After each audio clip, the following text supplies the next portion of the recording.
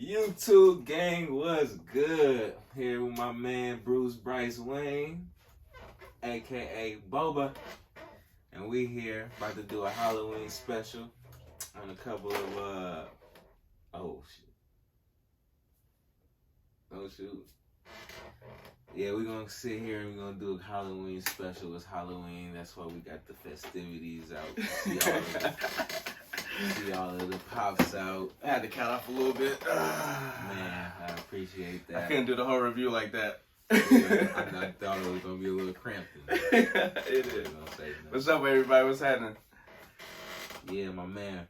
We in here in Bryce Wayne Studios, man. You know how we doing it? The Real Studio. The Reels. Welcome to the Reels. This shit happened. This is part 2 of the Halloween special, so welcome. We're just gonna be talking about some Halloween sleepers that people be sleeping on. And we actually just got to check out that Resident Evil trailer. Just cause, you know what I'm saying, we'll probably just shove that in at the end. How about that? But we are gonna go ahead and get into it. My man, what you have for us today?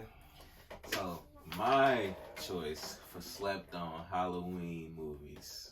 What you got, bro? It's a movie that scared the crap out of me. It's one of those movies, like, I know everybody had this experience. When you was a little kid, when you watched a movie so scary that you had to go watch something to balance it out. Like, you had to go watch some comedy. Bro, I always would go watch Rugrats. I swear, we would have this VHS of Rugrats that I will put in. It was the go-to, bro. I would go get that yellow or that orange tape. You gotta have, like, whoop. You gotta have like, a go-to. Hold on, bro. I need these Rugrats to bring me back to reality. Yeah, you're gonna have nightmares for sure. That's so funny. This movie right here gave me the creeps. I had to watch I Love Lucy. That brought you back? Yeah, that brought me back. So I was like, all right, cool. I can do this. Because this movie right here, bruh, from beginning to end, terrifying. Like, as a little kid. So, the movie, without further ado, the movie was Tales from the Hood. Ooh. Damn. By director that was fire. Rusty Cundiff. Also, Spike Lee. What he produced? Executive produced. Executive produced. Yeah, executive produced it. Yeah, damn, that's crazy. Starring Clarence Williams, the R.I.P. third. R.I.P. Clarence Williams. The legend. What else was he in? He was in a whole bunch of stuff. Oh, he was Half Baked was the one. Half Baked as Samson Simpson. Yeah. Simpson. Stick to me story. And also the American Gangster as the Bumpy Johnson. Bumpy Johnson. Yeah, that was he got his filmography is crazy. Yeah, for sure. Also Joe Torre. Who is his brother? He has a brother too. They both comedians, I think. Joe Torre. So they both comedians? I think so. Joe Torre. Oh, I recognize bro instantly.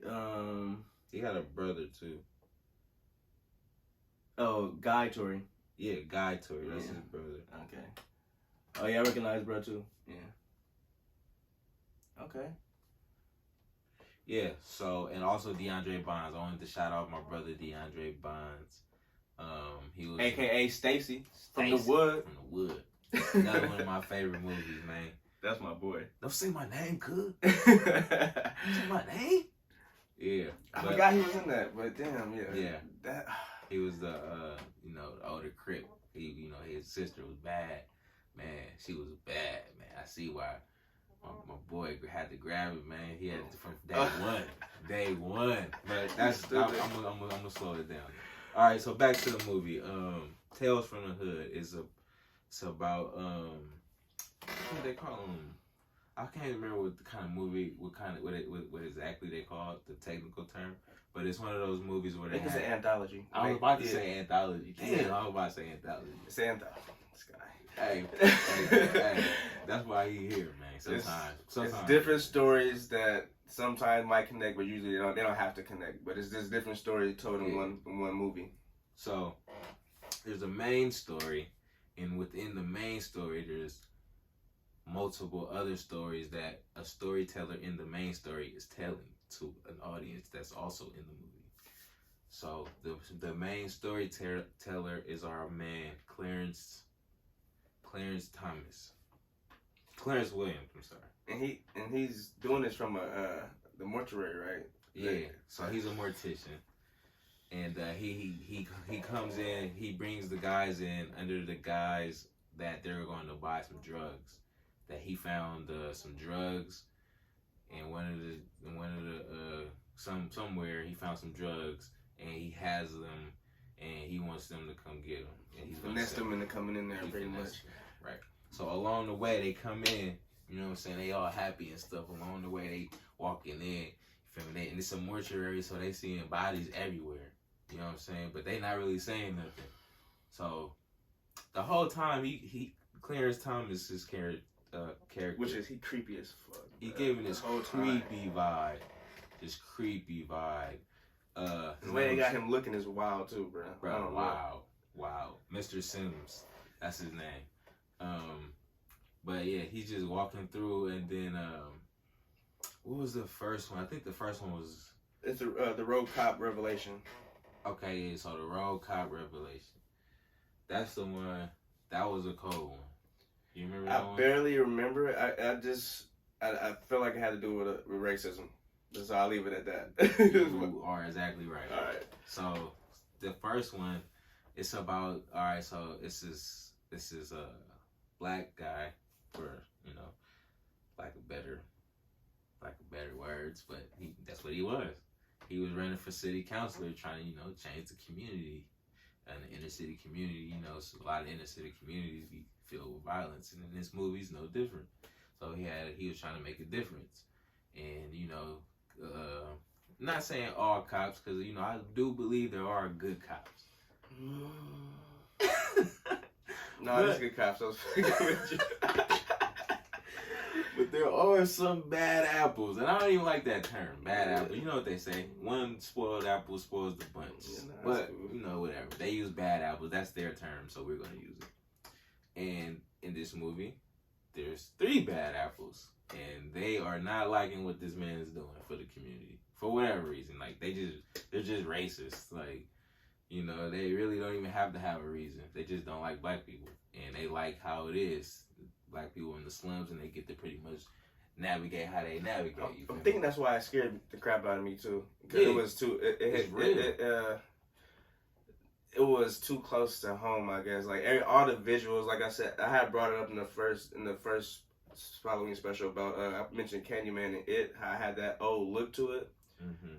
Tales of the Hood also got that old school look to it, bro. Like you can't redo that unless you use old cameras, and I know nobody's about to go hard like that to shoot a movie and use an old camera and make it like an old style. So I doubt it.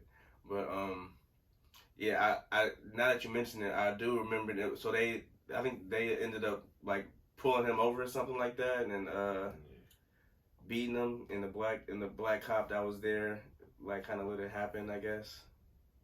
Yeah. So, oh snap. Oh yeah, so shout out. I wanted to say this too. Clarence Williams was a great man. He actually died earlier this year of 2021, June 4th. I just wanted to pay respects to the man.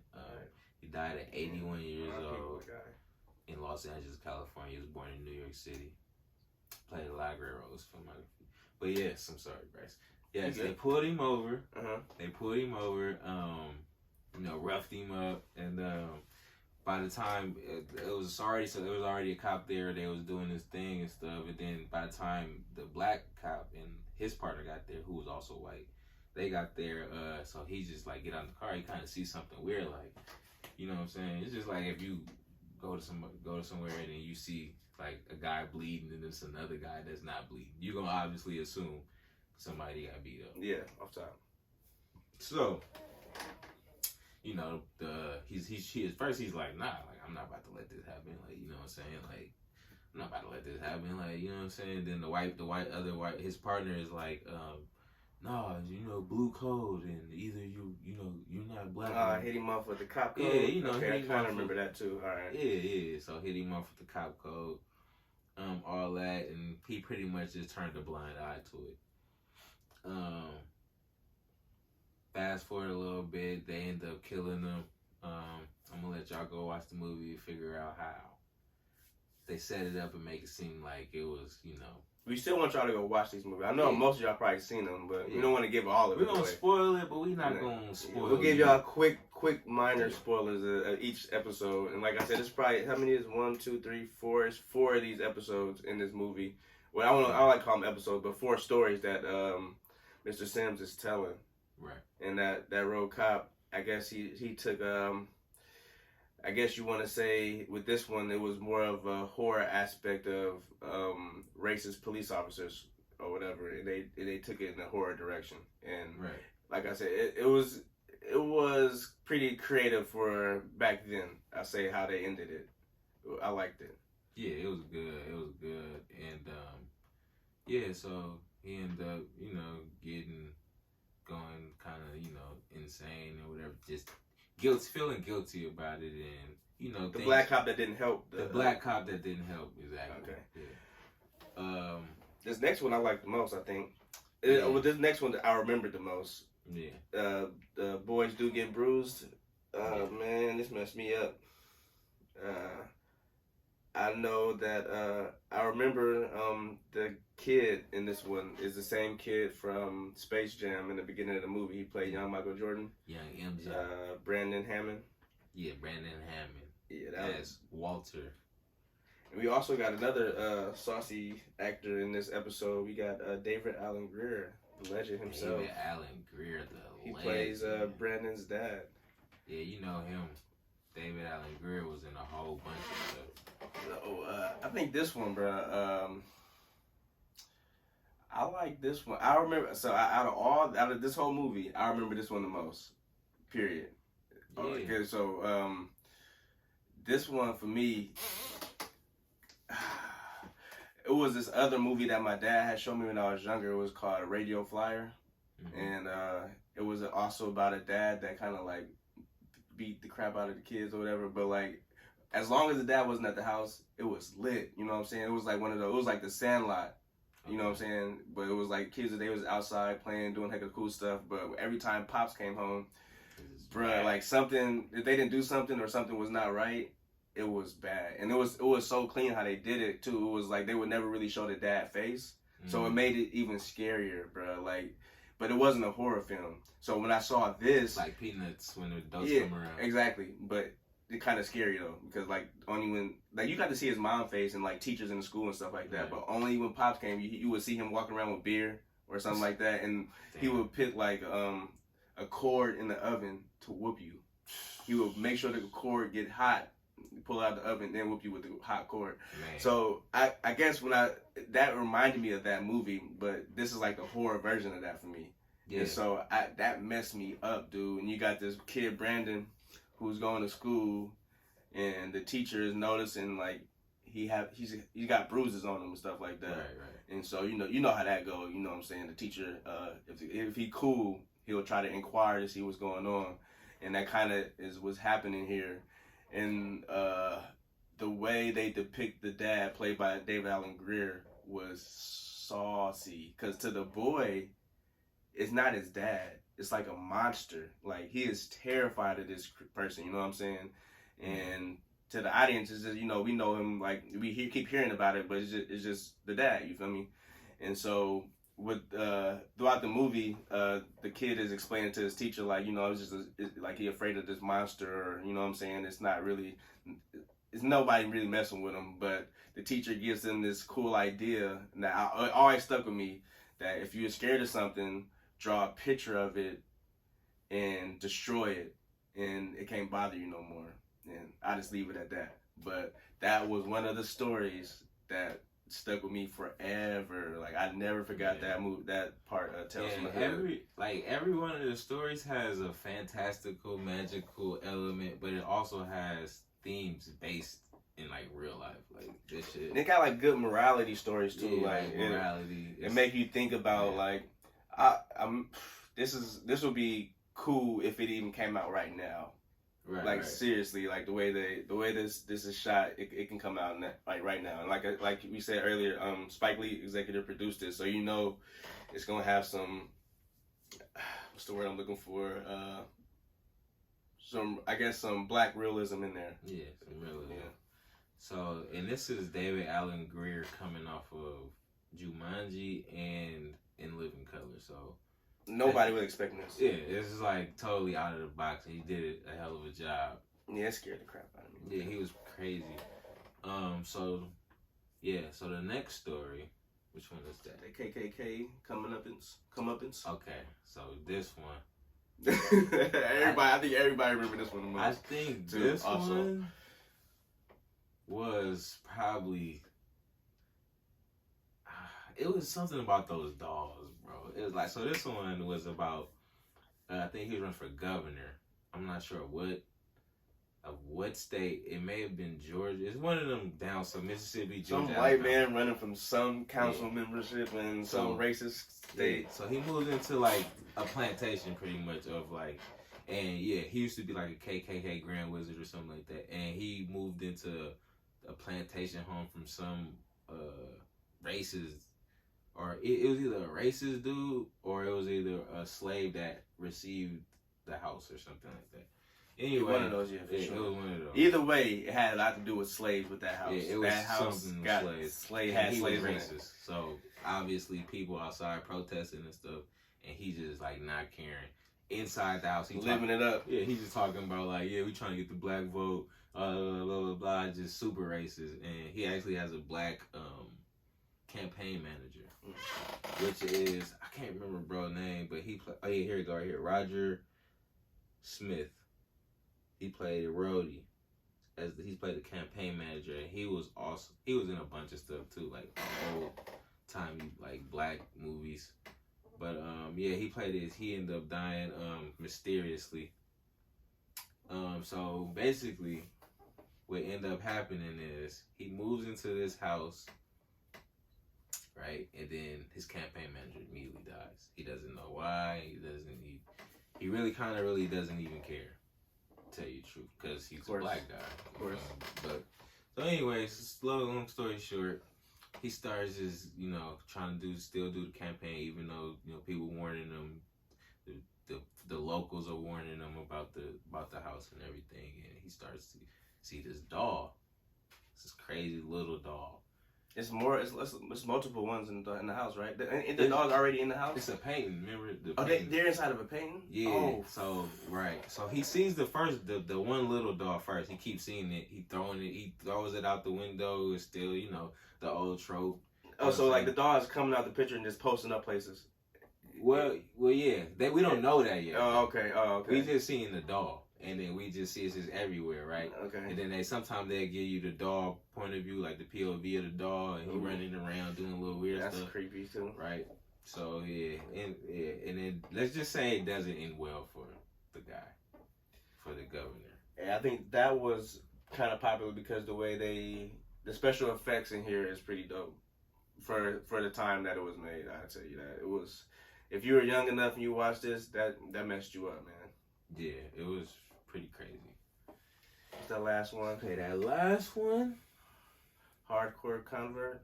Yeah, so this one, Hardcore Convert, stars Lamont Bentley as Crazy K. My guy, I like this dude. From Moesha. Yeah, I like him. If you watch Moesha, you know who Lamont Bentley is. He's hilarious. Another guy coming off of a funnier role into a more serious role. Shows the range of some of these actors and actresses. Yeah, so basically he's, hardcore gangster, like, you know what I'm saying? I think they from LA or something, and he just, his name Crazy K. He out here living. I remember this one well too. Yeah. This one messed with me too. Messed with me too. And this one actually ties into the entire movie story. Yeah. Right? So anyway, Crazy K, he, hardcore, just like any other gangster, just riding around looking for funk, looking for smoke. You know what I'm saying? And he's finding it. You know what I'm saying? He found it, actually, I should say.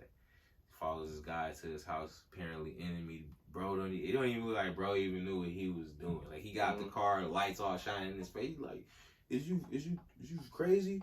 And then Crazy K just pull a gun out and shoots him dead, right? So he get in the car. He think he like, oh yeah, got you, whatever. Got in the cars, but he shoot him right in front of his own house. So the dude who he just shot, partners come out and they shoot Crazy K. So of course, right? Like anybody who's about gun violence, you live by a sword, you die by a sword. So they come out, shoot him. He all on the ground. But right before they end it, the police come and kill the guys who were just about to kill KJK. And then he wakes up in the hospital, all that. He's about to, he's all right though.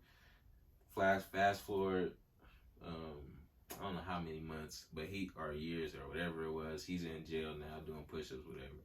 A lady comes and tells him that it's an experimental program, that if you pass the program, you get out of jail.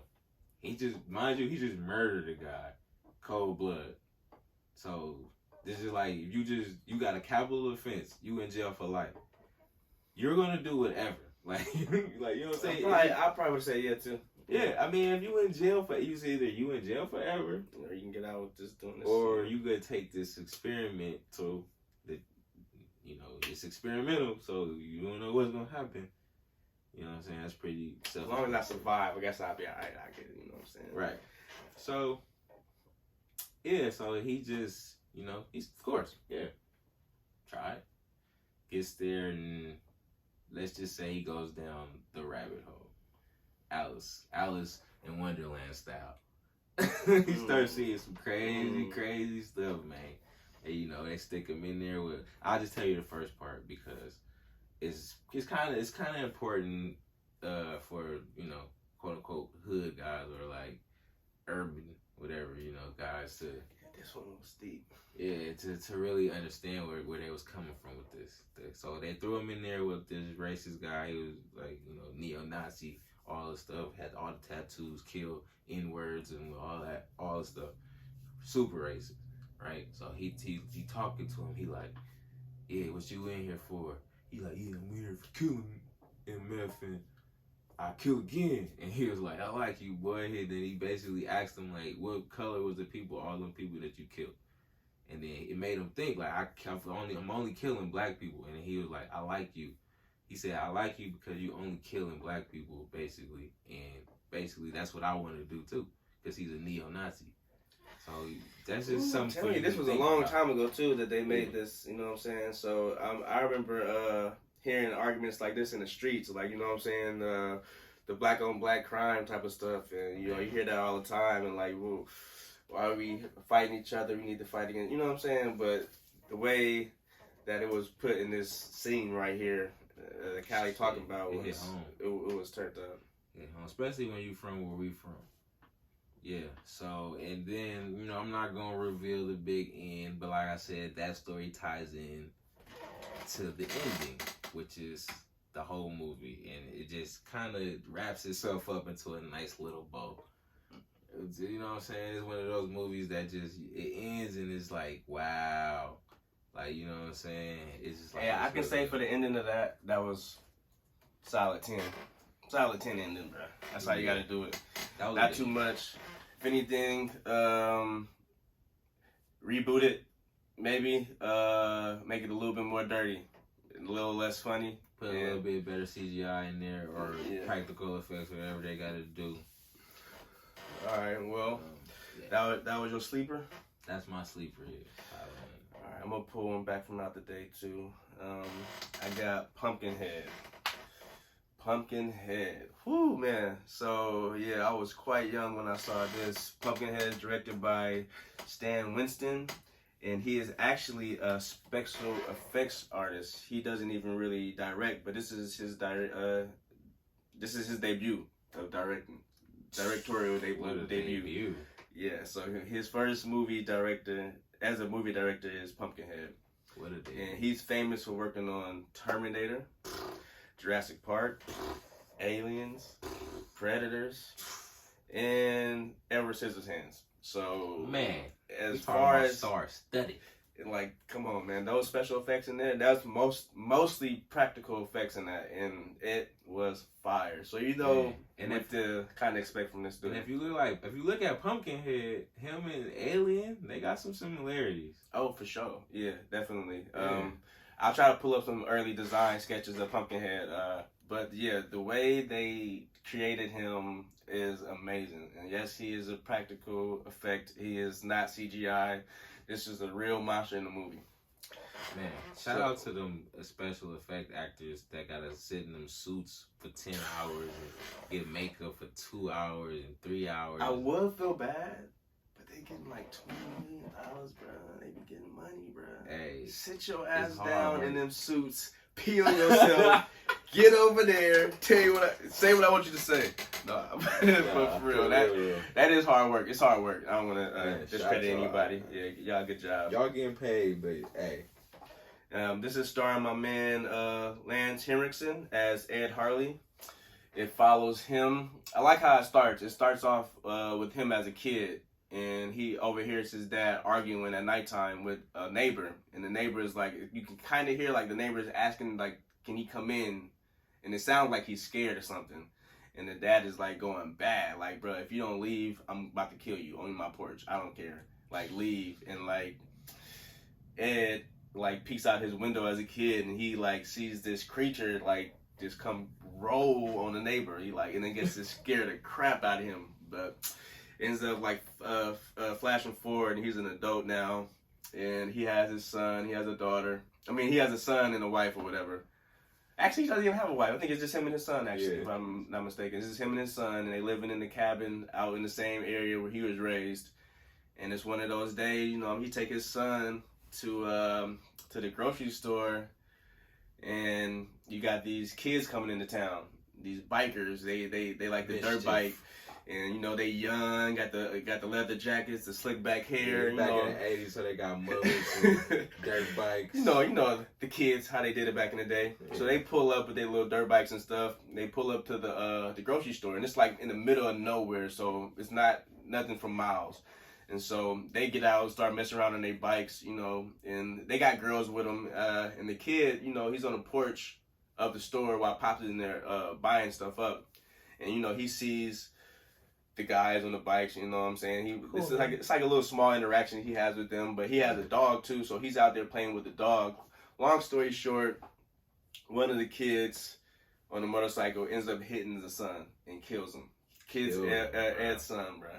And so when Ed sees this, he comes outside, and it's like I said, it's so royal and like out of nowhere, like out in the middle of nowhere. Like it's, you know what I'm saying? He just takes his son home. He picks him up, but it's this look on his face that he got when the kids is trying to like help him, like, oh, it was a legit accident, you know what I'm saying? Right. They shouldn't have been doing it, but it was a legit accident. They didn't try to do it on purpose.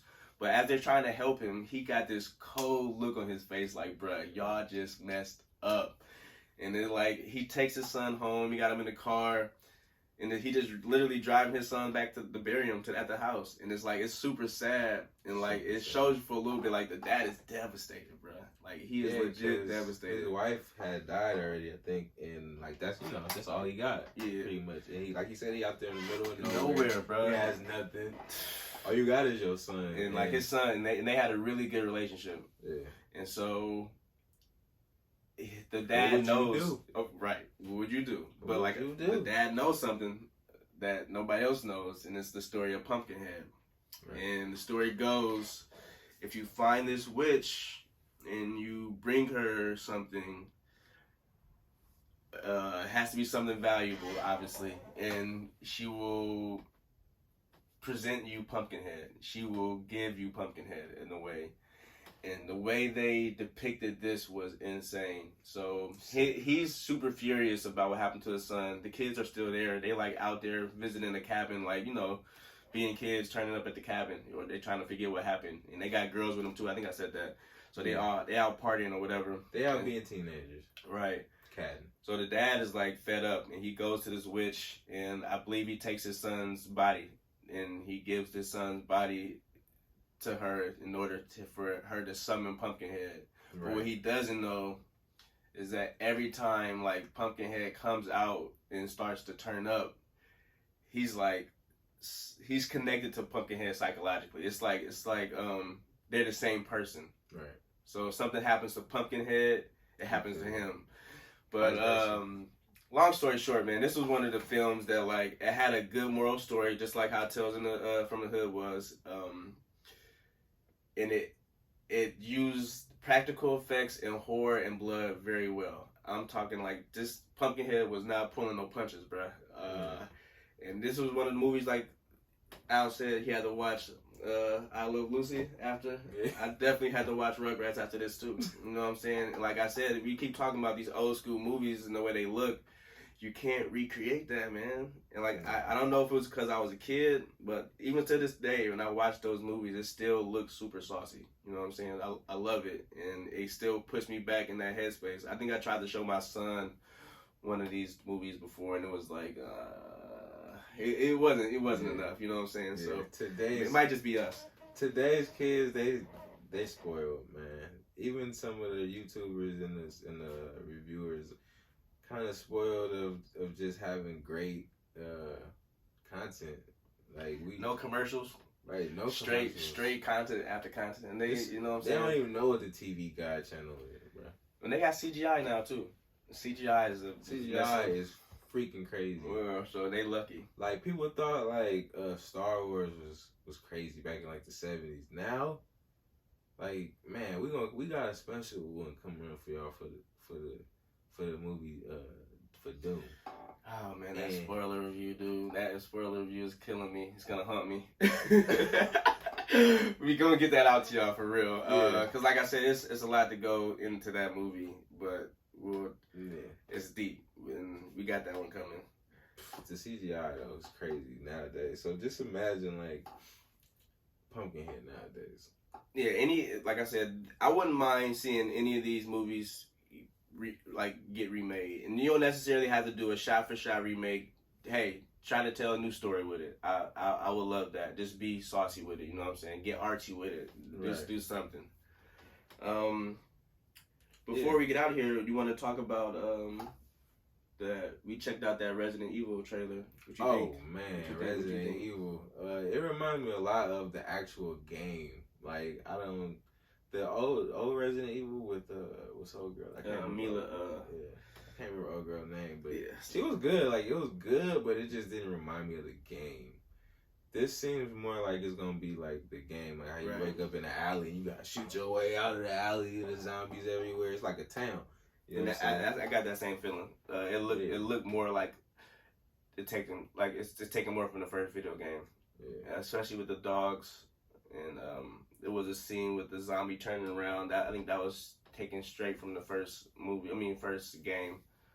I think I want this to be better than the other ones. I think her name was like Mila Kulovich or something. She's from somewhere else, but she was married to the dude that was directing all those movies.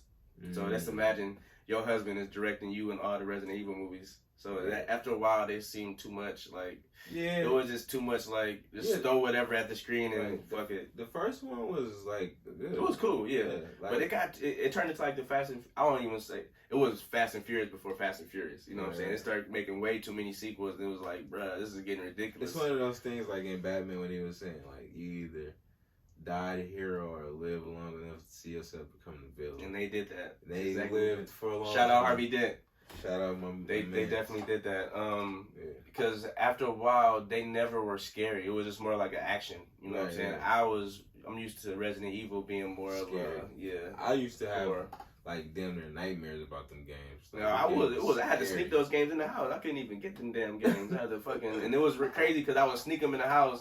Then I had the opportunity to play it, and I wouldn't even want to play it because it should be too scary. It'll only be at nighttime that I can play it or whatever. That and Silent Hill, both of those games will mess me up. I think that was one of the first games where I played that you can like actually die, like, and it was real death. Like, you getting like blood and shit, like all like it's death, like you're dying. Yeah, like you don't got no powers, nothing like that. Just ain't no coins come out. Yeah, you feel me? You ain't eating no ghosts. Super graphic. So even like the fighting game, like Mortal Kombat, like they was dying, but I think this was graphic death, and I feel like that's what killed me. And it was like a story mode death too. Like, you feel me? It's probably one of the first games I played where it was actual like story mode, and you could kind of like walk through the town and stuff. Yeah, those be the best ones. I remember me and Dede would be. I would like he'll play 10 minutes and literally be like, all right, go. Like, you know what I'm saying? Like I did it. You know what I'm saying? Like, bro, I'm like, you were just walking around for 10 minutes, bro. You wasn't even trying to go to no doors. You're like, you got to do the mission. You can't just be walking around trying to, you know what I'm saying? Because the missions would get scarier. That was so funny. It's bringing back memories. Yeah, but shout out to that. I think it's gonna be really good. I hope so. I know they got my man, cousin or brother up there, Robbie Emil. I like that guy. He usually played in a lot of TV shows, but hey, man, he's making his way. Him and his brother is doing pretty good. So yeah, look out for that Resident Evil. Definitely check out Tales from the Hood and Pumpkinhead if you haven't. Yeah. Hey man, this is the Halloween special. We're going to get this once a year, dude. This is part 2. You can find this on both of our pages. This is the Reels, man. Welcome to the Reels. Tell these niggas, man. Man, what's up? Get up out of here, man. We about to come back with another banger for you guys in a couple of days, man. Yeah, stay tuned to the Real, man. We about to have it on fire for you guys, man. And make sure y'all go over to his page to subscribe, like, and comment. Get those likes up and comment. Please. Like I said, get those subscribers up. Appreciate y'all for coming through. Happy Halloween, and we will see y'all tomorrow.